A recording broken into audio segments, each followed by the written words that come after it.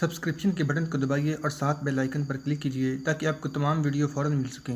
اس video پسند آنے کی صورت میں اسے لائک، کمنٹ اور شیئر کرنا مت بھولیں۔ اسی روز کا ذکر ہے کہ ایک پڑاؤ میں فاطمہ عمران کے ساتھ اپنے ابلتے ہوئے جذبات کو سرد کرنے کی کوشش کر رہی تھی۔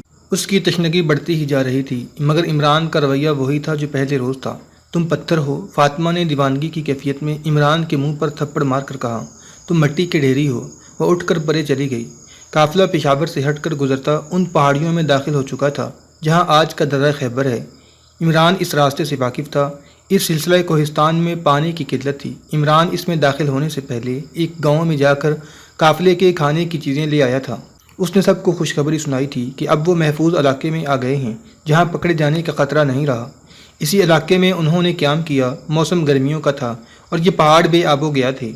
دن کے وقت ان سے شعلے نکلنے لگتے تھے، پتھر دہکتے انگاروں کی طرح گرم رہتے تھے۔ آدھی رات تک قافلہ چلتا رہا، پھر آرام کے لیے رک گیا۔ گھوڑے الگ باندھ دیے گئے، سب ادھر ادھر لیٹ گئے۔ عمران ہر رات کی طرح سب سے ہٹ کر لیٹا۔ تھکن نے سب کو فوراً سلا دیا۔ چاند جو آدھی رات کے بعد اوپر آیا کرتا تھا پہاڑیوں کے عقب میں اٹھتا آ رہا تھا۔ قاسم بلخی کی آنکھ کھل گئی۔ اس نے اپنے قریب سے ایک سایہ گزرتے دیکھا۔ بلخی اٹھ بیٹھا۔ اس کے ہمسفر اس سے دور گہری نیند سوئے ہوئے تھے۔ قاسم بلخی نے سرگوشی کی، فاطمہ۔ سایہ رک گیا۔ وہ فاطمہ ہی تھی، مگر قاسم بلخی فاطمہ کے علاوہ اور کوئی ایسا لفظ نہیں بول سکتا تھا جو فاطمہ سمجھ سکتی۔ اس نے اشاروں میں اپنا مدعا فاطمہ کو سمجھانے کی کوشش کی۔ اس طرف اشارہ کیا جدھر عمران سویا ہوا تھا، پھر نفرت کا اظہار کیا۔ اس نے اشارے کیے جو فاطمہ سمجھ گئی۔ وہ اسے کہہ رہا تھا کہ عمران اچھا آدمی نہیں اور وہ اسے دھوکہ دے رہا ہے۔ وہ رشی کے ساتھ شادی کرے گا، اور یہ کہ فاطمہ نے اپنے اتنے قیمتی زیورات عمران کو دے کر غلطی کی ہے۔ قاسم بلخی نے اس کے ہاتھ پکڑ کر اپنے سینے پر رکھ لیے، پھر اسے اپنے ساتھ لگا لیا۔ فاطمہ کے دہکتے ہوئے جذبات نے اس کے جسم کو تنور بنا رکھا تھا جس میں اس کی روح جل گئی تھی۔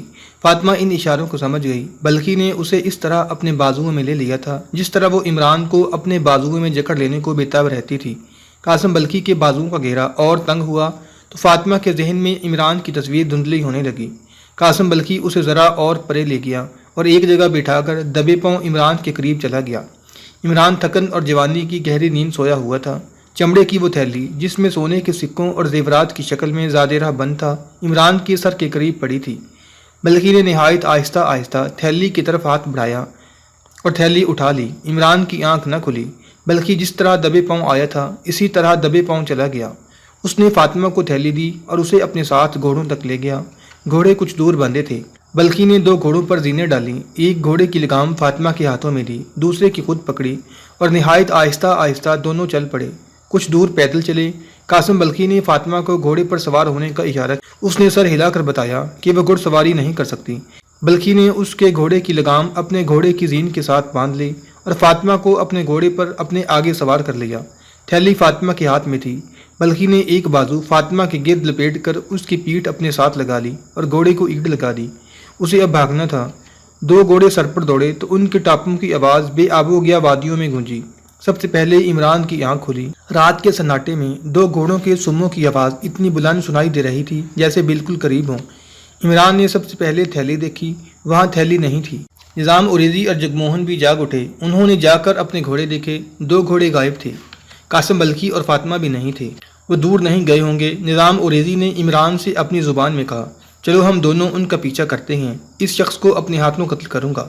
نہیں، عمران نے کہا، وہ جس لڑکی کو لے گیا ہے وہ ہماری ملکیت نہیں تھی، اور وہ رقم جو زیورات لے گیا ہے وہ سلطنت غزنی کا خزانہ نہیں تھا۔ انہیں پکڑنا ہمارے فرائض میں شامل نہیں بلکہ فرض سے انحراف ہے۔ نظام بھائی، میں تم دونوں کو لاہور کی قید سے اسی لیے جلدی فرار کرانا چاہتا تھا کہ راجہ کا اگلا حربہ یہ ہوتا کہ تم دونوں کے درمیان بڑی ہی حسین ہندو لڑکی بٹھا دی جاتی، پھر تم دونوں ہی بھول جاتے کہ تمہارا وطن کون سا اور تمہارا مذہب کیا ہے۔ تم ہندو راج کے اعلی کار بن کر اپنی سلطنت کے لیے خطرہ بن جاتے۔ یہ نسوانی حسن اور سونے کا جادو ہے جو پتھروں کو موم کر دیا کرتا ہے۔ یہ دین و ایمان کا بڑا ہی سخت امتحان ہوتا ہے۔ گھوڑوں کی آواز بہت دور چلی گئی تھی اور تھوڑی دیر بعد رات کے سناٹے میں تحلیل ہو گئی۔ میری تو نیند اڑ گئی ہے، نظام اوریزی نے کہا، چلو چل پڑیں۔ ایک گھوڑے پر رشی کو اور دوسرے پر جگموہن کو سوار کیا گیا۔ عمران اور اوریزی پیدل چل پڑے۔ انہوں نے طے کیا کہ وہ باری باری گھوڑوں پر سوار ہوں گے۔ رشی کے گھوڑے کی باگ عمران نے پکڑ لی اور وہ گھوڑے کے ساتھ ساتھ چلنے لگا۔ وہ فاطمہ کو زبردستی لے گیا ہوگا، رشی نے کہا۔ مجھے یقین ہے وہ خود گئی ہے، بلکہ وہ قاسم کو ساتھ لے گئی ہے۔ اچھا ہوا کہ وہ چلی گئی۔ صبح طلوع ہوئی تو قاسم بلخی اور فاطمہ بہت دور نکل گئے تھے۔ وہ گھوڑے کو دوڑاتے رہے تھے، دوسرا گھوڑا ساتھ ساتھ دوڑتا جا رہا تھا۔ وہ بلخی کے گھوڑے کے ساتھ بندھا ہوا تھا۔ قاسم بلخی اس راستے پر جا رہا تھا جو ان فوجوں نے بنایا تھا جو ہندوستان پر حملہ آور ہوتی رہی تھیں۔ بلخی اسی راستے سے قیدی کی حیثیت سے راجہ جے پال کی بچی کھچی فوج کے ساتھ آیا تھا۔ یہ واحد راستہ تھا جس پر بھٹکنے کا خطرہ نہیں تھا، مگر سورج پہاڑوں کے عقب سے ابھرا تو قاسم بلخی کو پہاڑوں کا ایک ایک پتھر نظر آنے لگا۔ تب اسے خیال آیا کہ وہ مجرم ہے، چور ہے اور وہ دور سے نظر آ سکتا ہے۔ یہ خطرہ تو تھا ہی کہ عمران اور نظام اوریزی اس کے تعاقب میں آئیں گے، اسی لیے وہ گھوڑا دوڑاتا رہا تھا۔ وہ پرانا سپاہی اور تجربہ کار سوار تھا، مگر ذہن پر جرم کا جو بوجھ تھا اس نے اسے سوچنے ہی نہ دیا کہ گھوڑے تھک جائیں گے۔ علاقہ میدانی نہیں، پہاڑی تھا، راستہ گھومتا اور اوپر ہی چڑھتا جا رہا تھا۔ اس گھوڑے کی حالت تو بہت بری ہو چکی تھی جس پر وہ فاطمہ کے ساتھ سوار تھا۔ اس کا پسینہ اتنا پھوٹ رہا تھا کہ جسم سے ٹپک رہا تھا، سانسیں پھول گئی تھیں۔ دوسرے گھوڑے کی حالت اس لیے کچھ بہتر تھی کہ اس کی پیٹھ پر وزن نہیں تھا۔ قاسم بلخی نے گھوڑا روک لیا، ادھر ادھر دیکھا، گھاس کی کہیں ایک پتی بھی نظر نہیں آتی تھی، نہ کہیں پانی کا نام و نشان تھا۔ اس خطرے کے پیش نظر کہ اس کے ساتھی اس کے تعاقب میں آ رہے ہوں گے، وہ راستے سے اتر گیا اور ایک عمودی چٹان کے سائے میں جا رکا۔ ذرا سی دیر گھوڑوں کو آرام دیا، پھر وہ دوسرے گھوڑے پر سوار ہو گئے اور اوپر آ کر راستے پر چل پڑے۔ بلخی نے فاطمہ کو رات کی طرح اپنے آگے بٹھا رکھا تھا۔ رقم والی تھیلی فاطمہ کے ہاتھ میں تھی۔ بلخی نے اس گھوڑے کو بھی دوڑانا شروع کر دیا۔ اس کے تعاقب میں کوئی بھی نہیں آ رہا تھا۔ عمران اپنے ساتھیوں کے ساتھ انسان کے پیدل چلنے کی رفتار سے چلا جا رہا تھا۔ وہ باری باری گھوڑے پر سوار ہوتے تھے، رشی کو سوار ہی رہنے دیا گیا۔ سورج اوپر آ گیا تو بھی وہ چلتے گئے۔ پہاڑوں کا سایہ انہیں فائدہ دے رہا تھا۔ گرمی بڑھ رہی تھی، پہاڑ جھلسنے لگے تو انہوں نے راستے سے اتر کر ایک جگہ دیکھ لی جہاں شام تک سایہ رہ سکتا تھا۔ عمران نے اپنے قافلے کو شام تک کے لیے وہاں روک لیا۔ قاسم بلخی کہیں رکنے سے ڈر رہا تھا۔ جس جسم کی لذت کی خاطر وہ خزانے کی تھیلی اور ایک حسین لڑکی کو ساتھ لے آیا تھا، وہ جسم توانائی اور نمی سے خالی ہوتا جا رہا تھا۔ فاطمہ نے اپنے پہلوؤں پر ہاتھ رکھ کر اور چہرے پر درد کا تاثر پیدا کر کے قاسم بلخی کو اشاروں میں سمجھایا کہ مسلسل سواری اور گھوڑوں کے دوڑنے سے اس کی پسلیوں اور پیٹ میں درد ہو رہا ہے۔ بلخی نے مسکرا کر اپنا ایک بازو اس کے سینے کے گرد لپیٹ کر اسے اپنے ساتھ لگا لیا۔ فاطمہ نے سر اتنا پیچھے کر دیا کہ بلخی کا گال فاطمہ کے رخسار کے ساتھ لگ گیا، مگر اس نے محسوس کیا کہ فاطمہ اب اتنی حسین اور دلکش نہیں رہی جتنی پہلے تھی۔ وہ اپنے اوپر فاطمہ کا بوجھ محسوس کرنے لگا۔ اس نے فاطمہ کو آگے کر کے اپنے جسم سے الگ کر دیا۔ پسینے سے دونوں کے کپڑے ان کے جسموں کے ساتھ چپک گئے تھے۔ قاسم بلخی کو کفت سی بھی محسوس ہوئی، پھر اسے غصہ بھی آنے لگا۔ وہ دیکھ رہا تھا کہ یہ گھوڑا بھی تھک گیا تھا۔ مسلسل چڑھائی چڑھتے چڑھتے گھوڑے کا دمخم ختم ہو گیا تھا۔ دوسرا گھوڑا پہلے ہی تھکا ہوا تھا۔ یہ دونوں گھوڑے فوج کے نہیں بلکہ سرائے کے استبل میں بندے رہنے والے کرائے کے گھوڑے تھے جو لوگ تھوڑے سے فاصلے تک لے جانے کے لیے کرائے پر لے جایا کرتے تھے۔ جگموہن بھی یہ گھوڑے یہ کہہ کر لایا تھا کہ مہمانوں کو ساتھ والے گاؤں تک لے جانا اور لانا ہے۔ یہ گھوڑے پہاڑی علاقے میں زیادہ دیر تک بھوک اور پیاس بھی برداشت نہیں کر سکتے تھے۔ قاسم بلخی کے پاس اس کا یہ علاج تھا کہ تعاقب کو ناکام کرنے کے لیے راستے سے ہٹ کر چلے اور وادیوں کے اندر اندر سے چھوٹا راستہ تلاش کرے۔ وہ گھوڑوں کو نیچے لے گیا۔ سورج سر پر آ گیا تھا۔ پہاڑوں نے ایسی تپش اگلنی شروع کر دی جو برداشت نہیں ہوئی تھی۔ دونوں گھوڑے سے اتر کر چلنے لگے۔ فاطمہ چند قدم چل کر ہار گئی، اسے پہاڑ ڈرانے لگے۔ بلخی نے اشاروں میں اس کی حوصلہ افزائی کی اور مسکرایا بھی، مگر بلخی کا اپنا حوصلہ ٹوٹ رہا تھا۔ گھوڑے اب وزن کے بغیر بھی قدم گھسیٹ کر چل رہے تھے۔ بلخی نے ایک چٹان کا سایہ دیکھا اور وہیں بیٹھ گیا۔ فاطمہ اس کے قریب ڈھیر ہونے کے انداز سے بیٹھ گئی۔ رقم اور زیورات کی پوٹلی اس کے ہاتھ میں تھی جسے اس نے قاسم بلخی کے آگے یوں پھینک دیا جیسے اس کے ساتھ اسے کوئی دلچسپی نہ ہو۔ گھوڑے بے چینی سے ادھر ادھر دیکھ رہے تھے۔ فاطمہ نے ہاتھ ہونٹوں سے لگا کر بتایا کہ وہ پیاس سے مری جا رہی ہے۔ قاسم بلخی نے سر ہلا کر بتایا کہ یہاں پانی ملنا مشکل ہے۔ فاطمہ نے اشارہ کیا کہ ادھر ادھر دیکھتے ہیں۔ بلخی اٹھا اور پانی کی تلاش میں چلا گیا۔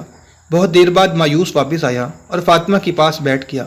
سورج غروب ہونے کے بعد عمران کے قافلے نے وہ خشک میوے کھائے جو وہ پشاور کے قریب کے ایک گاؤں سے خرید لایا تھا۔ پانی کا ایک چھوٹا مشکیزہ ابھی باقی تھا۔ تینوں نے پانی پیا اور چل پڑے۔ وہ قاسم بلخی اور فاطمہ سے بہت دور تھے۔ ہمارا سفر تھوڑا رہ گیا ہے، عمران نے کہا، مگر سفر کا یہی حصہ دشوار اور صبر آزما ہے۔ گھوڑے پیاسے ہیں، انہیں ہم دوڑا نہیں سکتے۔ یہ پیاسے نہ ہوں تو بھی پہاڑی علاقے میں دوڑنے کے قابل نہیں۔ ہمیں غزنی پہنچنا ہے۔ ہمیں اچھی قسم کا ایک گھوڑا مل گیا تو ہم میں سے ایک آدمی تیزی سے جا سکتا ہے۔ اگر کوئی سوار مل گیا تو میں اسے قتل کر دوں گا۔ ہمیں گھوڑا چاہیے۔ عمران، رشی نے ہنس کر کہا، تم اسلام کو خدا کا مذہب کہتے ہو، اپنے خدا سے کہو نا گھوڑوں کو پانی دے دے۔ کہنے کی ضرورت نہیں، عمران نے بڑے شگفتہ لہجے میں کہا۔ ہم نے یہ سارا سفر خدا کی عافیت میں طے کیا ہے۔ راجہ جیپال نے نظام اوریزی اور قاسم بلخی کو پکڑنے کے لیے پشاور سے آگے تک راستے روک رکھے ہیں، مگر ہم نکل آئے ہیں۔ میں تمہیں اب اپنے متعلق ایک راز بتاتا ہوں۔ میں ملتان کا نہیں، غزنی کے علاقے کا رہنے والا ہوں۔ میں غزنی کا جاسوس ہوں اور میرے دونوں ساتھی غزنی کی فوج کے عہدیدار ہیں جو راجہ کے قیدی تھے۔ میں نے انہیں فرار کرایا ہے۔ میں نے تمہیں بھی موت کے منہ سے نکالا ہے۔ چونکہ یہ دونوں کام خدا کی خوشنودی کے لیے کیے، اس لیے خدا نے میری مدد کی ہے، اور وہ دونوں گناہگار ہمیں لوٹ کر بھاگ گئے ہیں۔ ان کا انجام بھیانک ہوگا۔ ہمارے دلوں میں اللہ کی خوشنودی رہی تو یہ پتھر بھی ہمیں پانی دیں گے، اور پتھروں نے انہیں پانی دیا۔ آدھی رات گزر گئی تھی، چاند اوپر آ گیا تھا۔ گھوڑے اپنی چال چلے جا رہے تھے۔ دائیں طرف ایک وادی راستے سے آ ملتی تھی، وہاں جا کر دونوں گھوڑے رک گئے، لگامیں جھٹکنے پر بھی نہ چلے۔ عمران نے گھوڑوں کے منہ دیکھے، دونوں گھوڑے نتنے پھلا رہے تھے اور دونوں وادی کی طرف دیکھ رہے تھے۔ دونوں آہستہ سے ہنہنائے اور وادی کی طرف چل پڑے۔ اتر آؤ رشی۔ عمران نے گھوڑے کے پہلو میں جا کر رشی کو اپنی باہوں میں لے کر اتارا اور کہا، انہوں نے پانی کی مشک لے لی ہے، پانی قریب ہی ہوگا۔ دوسرے گھوڑے پر نظام اوریزی سوار تھا، وہ بھی اتر آیا۔ دونوں گھوڑے وادی کے اندر دوڑ پڑے۔ قدرت نے جانوروں کو یہ وصف عطا کر رکھا ہے کہ پانی کی بو دور سے سونگھ لیتے ہیں۔ بعض چھوٹے چھوٹے جانور اور پرندے بارش سے بہت پہلے محسوس کر لیتے ہیں کہ بارش برسے گی۔ ان دونوں گھوڑوں نے پانی کی مشک لے لی تھی۔ عمران نے پہلے ہی اپنے ساتھیوں کو بتا رکھا تھا کہ اس خشک پہاڑی خطے میں کہیں کہیں پانی مل جاتا ہے۔ گھوڑے دوڑتے گئے۔ عمران بھی اپنے ساتھیوں کے ساتھ گھوڑوں کے پیچھے گیا۔ کچھ دور اندر جا کر گھوڑے رک گئے۔ وہاں پہاڑ کا دامن ایک وسیع اور بلند غار کی طرح کٹا ہوا تھا۔ چاندنی میں وہاں پانی صاف نظر آ رہا تھا۔ وہاں شاید چشمہ تھا۔ گھوڑے پانی پی رہے تھے۔ پانی کی وجہ سے وہاں تھوڑی سی گھاس بھی تھی۔ گھوڑے پانی پی کر گھاس کھانے لگے۔ ان کے سوار بیٹھ گئے تاکہ گھوڑے سیر ہو جائیں۔ اس وقت قاسم بلخی اور فاطمہ غزنی کی سمت جا رہے تھے، مگر وہ جا کہیں بھی نہیں رہے تھے، وادیوں میں بھٹک رہے تھے۔ بلخی غزنی کے عام راستے پر جاتے ڈرتا تھا۔ اسے توقع تھی کہ پہاڑیوں کے اندر اندر سے وہ لمغان میں نکل جائے گا، مگر یہ وادیاں ایسی تھیں کہ گھوم پھر کر ایک دوسرے میں گڈمڈ ہو جاتی تھیں۔ گھوڑے بھی رہ گئے تھے اور یہ دونوں انسان بھی تک ہار گئے تھے۔ بلخی نے گھوڑا روک لیا اور دونوں اتر آئے۔ قاسم بلخی لیٹ گیا۔ اسے بھوک اور پیاس کے ساتھ نیند بھی پریشان کر رہی تھی۔ فاطمہ اس کے پہلو میں اس طرح لیٹی کہ آدھی اس کے سینے پر گری۔ بلخی نے اسے بازو میں دبوچ لیا۔ فاطمہ نے اپنا آپ اس کے سپرد کر دیا۔ اس کے جسم نے بلخی پر نشہ طاری کر دیا۔ وہ راستے سے تو بھٹک گئے تھے، مگر راہ فرار موجود تھی جو دونوں نے ایک دوسرے میں دیکھ لی۔ وہ تھکن اور اپنے انجام کو بھول گئے۔ قاسم بلخی نے اسے نشے کی سی کیفیت میں اشاروں میں سبز باغ دکھائی اور وہ خواب و خیال کے باغوں میں پہنچ گئے۔ پھر دونوں گہری نیند سو گئے۔ قاسم بلخی گھبرا کر اٹھا۔ رات گزر گئی تھی، سورج چمک رہا تھا۔ اس نے دیکھا کہ کل وہ اسی جگہ سے گزرے تھے۔ اس نے فاطمہ کو جگایا۔ وہ ایک دوسرے کا سامنا کرنے سے گھبرا رہے تھے۔ وہ روانہ ہونے کے لیے اٹھے تو دیکھا کہ گھوڑے غائب تھے۔ ادھر ادھر دیکھا، کہیں گھوڑے بھی نظر نہ آئے۔ بلخی کے دل میں یہ ڈر پیدا ہوا کہ اس کے ساتھی آ کر ان کے گھوڑے لے گئے اور ان دونوں کو بھٹک بھٹک کر پیاسا مرنے کے لیے چھوڑ گئے ہیں۔ لیکن گھوڑے پانی اور چارے کی تلاش میں دور نکل گئے تھے۔ بلخی گھبرا کر گھوڑوں کی تلاش میں دوڑا اور مایوس اور خوفزدہ واپس آ گیا۔ اس نے فاطمہ کا بازو پکڑا اور پاگلوں کی طرح ایک طرف دوڑ پڑا۔ فاطمہ دوڑتے دوڑتے گر پڑی۔ اس میں تو چلنے کی ہمت بھی نہیں تھی۔ بلخی نے اسے اٹھا کر کندھے پر ڈالا، رقم اور سونے کی تھیلی ہاتھ میں لی اور چل پڑا۔ اس کے دل میں یہی ڈر تھا کہ عمران اور اوریزی قریب ہی موجود ہیں، اور وہ جب بے حال ہو چکا ہوگا تو وہ آ کر اس سے تھیلی چھین لیں گے اور فاطمہ کو بھی لے جائیں گے۔ چوری کا گناہ، گزشتہ رات کا گناہ مل کر چڑیلوں اور بدروحوں کی طرح اس کے گرد ناچنے لگے۔ وہ بیٹھ گیا، فاطمہ کو کندھوں سے اتار کر اس طرح اپنے سینے سے لگا لیا اور بازوؤں میں دبوچ لیا جس طرح کوئی بچہ شریر بچوں سے اپنا کھلونا چھپایا کرتا ہے۔ اس نے تھیلی اپنے نیچے رکھ لی۔ وہ عقل و ہوش کھو بیٹھا تھا۔ قاسم، اسے فاطمہ کی سرگوشی سنائی دی۔ وہ ہوش میں آ گئی تھی۔ پانی۔ فاطمہ کا منہ کھل گیا تھا، زبان ہونٹوں پر آ گئی تھی۔ فاطمہ کو ہوش میں آتا دیکھ کر بلخی کی ذہنی حالت کچھ سنبھل گئی۔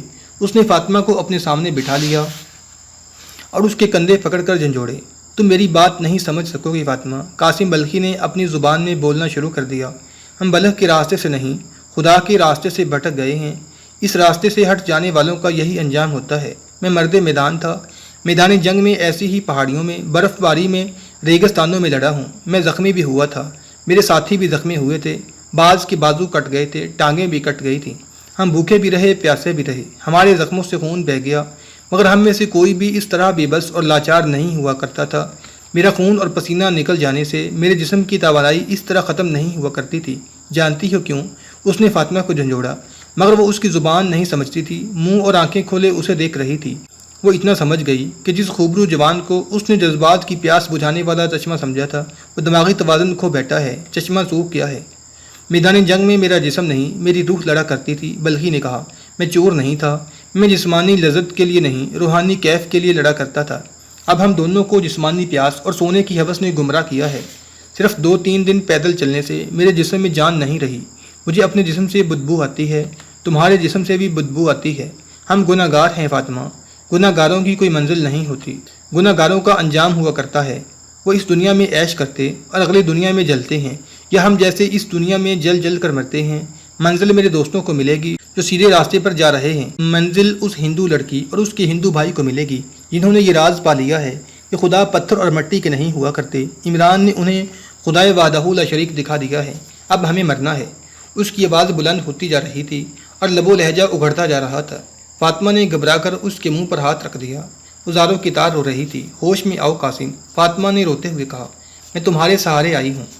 مجھے معلوم نہیں تم کیا کہہ رہی ہو، قاسم بلخی نے اپنی زبان میں کہا اور اٹھ کھڑا ہوا، کہنے لگا، آؤ شاید مرنے کے لیے اس سے کوئی بہتر جگہ مل جائے۔ عمران، نظام اوریزی اور رشی چلے جا رہے تھے۔ سفر کے 1.5-2 دن باقی تھے، اب راستہ نیچے اتر رہا تھا۔ ان کے گھوڑوں کو راستے میں ایک اور جگہ سے بھی پانی مل گیا تھا، مگر گھوڑوں کی رفتار تیز نہیں ہو سکتی تھی کیونکہ 2 آدمیوں کو ساتھ پیدل چلنا پڑتا تھا، اور دوسری وجہ یہ کہ گھوڑے پہاڑی علاقے میں زیادہ دور تک دوڑنے کے قابل نہیں تھے۔ نظام اوریزی کو بائیں طرف دور نیچے وادی میں 2 گھوڑے کھڑے نظر آئے، وہاں کچھ گھاس بھی تھی جو گھوڑے کھا رہے تھے، گھوڑوں پر زینیں کسی ہوئی تھیں، کوئی سوار نظر نہیں آ رہا تھا۔ عمران، نظام اوریزی نے عمران سے کہا، تم نے کہا تھا کہ کوئی گھوڑا مل جائے تو تم اس کے سوار کو قتل کرنے سے بھی گریز نہیں کرو گے، وہ دیکھو 2 گھوڑے۔ اگر میں خواب نہیں دیکھ رہا تو یہ گھوڑے اپنے ہی معلوم ہوتے ہیں، عمران نے کہا۔ نیچے اترنے کا راستہ دیکھ کر وہ نیچے اتر گئے، قریب جا کر دیکھا گھوڑے وہی تھے جو قاسم بلخی لے کر بھاگا تھا، مگر وہ کہیں نظر نہیں آ رہا تھا۔ عمران اور نظام اوریزی نے تلواریں نکال لیں، خطرہ تھا کہ بلخی مقابلہ کرے گا، جگہ ایسی تھی کہ وہ گھاٹ سے اٹھ کر اچانک حملہ کر سکتا تھا۔ تلاش کے باوجود بلخی اور فاطمہ نظر نہ آئے۔ عمران اور نظام نے بلخی کو پکارنا شروع کر دیا، سامنے آ جاؤ قاسم، ہم بھول جائیں گے کہ تم نے کیا کیا ہے، دوستوں کی طرح آ جاؤ قاسم، مگر کوئی جواب نہ ملا۔ عمران، نظام اوریزی نے کہا، ادھر دیکھو گدھ اتر رہے ہیں۔ وہ فوجی تھا اور کئی جنگیں لڑ چکا تھا، اسے معلوم تھا کہ جہاں جنگ ختم ہوتی ہے وہاں گدھوں کے غول جمع ہو جاتے ہیں۔ میدان جنگ کے ارد گرد کہیں بھی گدھ اتر رہے ہوں تو یہ ثبوت ہوتا ہے کہ وہاں کسی کی لاش پڑی ہے۔ عمران نے بھی گدھ اترتے دیکھے، وہ اور نظام اوریزی گھوڑوں پر سوار ہو گئے۔ جگموہن اور رشی پہلے ہی گھوڑوں پر سوار تھے، سب ادھر کو گئے جہاں گدھ اتر رہے تھے۔ وہ جگہ کم و بیش 1 میل دور تھی۔ قریب جا کر انہوں نے گدھوں کو پتھر مارے تاکہ دیکھ سکیں وہ کیا کھا رہے ہیں۔ وہ لاشیں تھیں، ایک قاسم بلخی کی، دوسری فاطمہ کی۔ گدھوں نے ان کے پیٹ پھاڑ ڈالے تھے، انہیں مرے زیادہ دیر نہیں گزری تھی۔ رقم اور سونے کی تھیلیاں قاسم بلخی کے ہاتھ میں تھی اور ہاتھ کی گرفت اکڑ گئی تھی۔ عمران اس کی انگلیاں کھولنے کی کوشش کرنے لگا مگر اکڑی ہوئی انگلیاں کھلتی نہیں تھیں۔ رہنے دو عمران، نظام اوریزی نے کہا، یہ خزانہ اسی کے پاس رہنے دو، اسی نے اس کی جان لی ہے، شاید ان دونوں کی روحیں اس خزانے کو دیکھ کر مطمئن ہو جائیں۔ مجھے یقین ہے یہ پیاس، بھوک اور تھکن سے مرے ہیں، اگر یہ رہزنوں کے ہاتھ چڑھ گئے ہوتے تو یہ تھیلی اور فاطمہ یہاں نہ ہوتی، اکیلا قاسم قتل ہوتا۔ عمران نے کہا، بدنصیب تھوڑا اور آگے تک جا سکتے، جہاں ان کے گھوڑے کھڑے تھے تو انہیں پانی مل جاتا۔ عبرت حاصل کرو دوستو، اتنی رقم اور اتنا زیادہ سونا انہیں موت سے بچا نہیں سکا۔ سونا کھایا نہیں جا سکتا، پیا نہیں جا سکتا، مگر یہ ان انسانوں کو کھا جاتا ہے جو اس کی ہوس میں دیوانے ہو جاتے ہیں۔ اس نے رشی سے کہا، دیکھ لو رضیہ، حسن کا انجام دیکھ لو۔ فاطمہ اس جوانی اور اس حسن کے جال میں مجھے پھانسنے کی کوشش کرتی رہی تھی۔ قاسم پھنس گیا۔ فاطمہ کو اپنے حسن پر بڑا ناز تھا۔ رشی کے جو اب رضیہ بن چکی تھی آنسو نکل آئے۔ اب وہ 4 تھے اور ان کے پاس 4 ہی گھوڑے تھے۔ وہ روانہ ہو گئے اور شام کو اس خطے میں داخل ہو گئے جسے اس دور میں لمغان کہتے تھے۔ یہ سرسبز خطہ تھا۔ سلطان محمود غزنوی کو جب اطلاع دی گئی کہ لاہور کے 3 آدمی ایک لڑکی کے ساتھ آئے ہیں تو وہ جس کام میں مصروف تھا اسے الگ رکھ کر لاہور سے آنے والوں کو بلا لیا۔ اندر عمران اور نظام اوریزی گئے۔ جبار اور رضیہ کا سلطان کے ساتھ کوئی تعلق نہیں تھا۔ عمران نے سلطان کو اپنی پوری کارگزاری سنائی، بٹھنڈا کے جاسوسوں کا کارنامہ بھی سنایا اور یہ بھی سنایا کہ وہ ایک ہندو لڑکی کو کس طرح انسانی قربانی سے بچا لایا اور اسے اور اس کے بھائی کو مسلمان کر لایا ہے۔ قاسم بلخی کی واردات اور انجام سن کر سلطان محمود کا چہرہ بجھ گیا۔ قوم میں زر اور زن کی جو ہوس پیدا ہوتی چلی جا رہی ہے یہ قوم کو تاریخ سے ناپید کر دے گی۔ سلطان محمود نے کہا، انہی 2 چیزوں نے ہمیں خانہ جنگی میں الجھا رکھا ہے، کیا تم یقین سے کہہ رہے ہو کہ راجہ جیپال غزنی پر ضرور حملہ کرے گا؟ پورے یقین کے ساتھ عمران نے جواب دیا۔ اس کی رسد تباہ ہو گئی، لیکن وہاں رسد اور سامان کی کمی نہیں۔ راجہ جیپال اب تک یہ کمی پوری کر چکا ہوگا۔ تمہارے دوسرے ساتھی وہاں کیا کر رہے ہیں؟ سلطان محمود نے پوچھا۔ مجھے صحیح اطلاع ملنی چاہیے کہ وہ کتنی فوج لا رہا ہے اور کب آ رہا ہے۔ بٹھنڈا کے آدمیوں کا کارنامہ آپ کو سنا چکا ہوں، عمران نے کہا۔ وہ وہیں کے رہنے والے جوشیلے نوجوان ہیں اور اویس طیب کی نگرانی میں کام کر رہے ہیں۔ اویس ادھر کا رہنے والا ہے اور بٹھنڈا کی ایک مسجد میں امام بنا ہوا ہے۔ راجہ جیپال نے جو ہی کوچ کیا، اویس اطلاع بھیج دے گا۔